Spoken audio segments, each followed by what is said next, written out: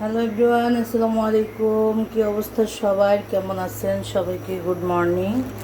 সকাল সকাল উঠে দুটো ডিম সিদ্ধ বসিয়ে দিয়েছি।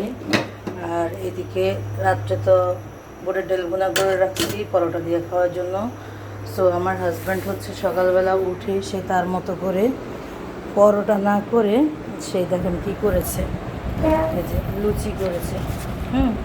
মাশাল্লাহ মাশাল্লাহ, অনেক বেশি সুন্দর করে সে আমাদের জন্য লুচি করছে। সে নিজেও বানিয়ে এটা নিয়ে খেয়ে চলে গিয়েছে। এখন হচ্ছে আমি খাবো। মানে আমার হাজব্যান্ড মাঝের মধ্যে এই জিনিসটা করে আমার খুবই ভালো লাগে।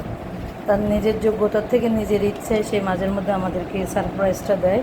আমি চাইছিলাম যে পরোটা দিয়ে খাবো, যেহেতু রুজিনা মর্জিনা জরিনা কেউই নেই, এখন নিজের কাজ নিজেরই করতে হবে। আবার আপাতত কাউকে না জোগাড় করা পর্যন্ত নিজেকেই কষ্ট করতে হবে। সো কোনো প্রবলেম নেই, আমার পরিবারের মধ্যে ওরকম কোনো প্যারা নেই, যে যা পারি তার উপরে চলি। আর বাচ্চারা তো বাচ্চাদের খাওয়ানটাই পছন্দ করে।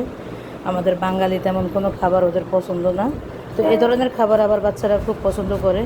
এক এক দিন এক এক রকমের একটু ভিন্নতা রেখে যদি নাস্তা দেওয়া হয়, ওরা আবার এই নাস্তাগুলো খেতে খুব প্রেফার করে। তো যাই হোক, খেয়ে দেখি আজকের লুচি দিয়ে আমাদের ডাল বোনা কেমন হয়েছে। সো বিসমিল্লাহ, খেয়ে দেখতেছি।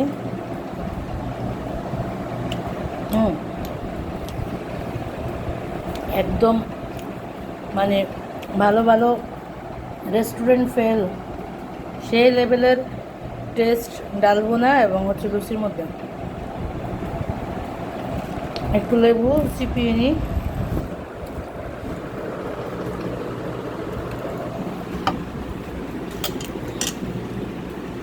লেবু চিপিয়ে এখন খেয়ে দেখি।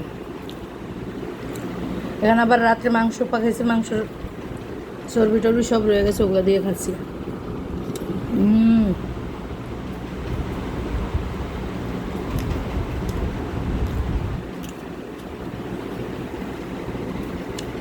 সেই স্বাদ, সেই স্বাদ। যারা যারা খাবেন চলে আসেন। আর সকালে কে কী দিয়ে নাস্তা করতেছেন অবশ্যই জানাবেন। আল্লাহ হাফেজ।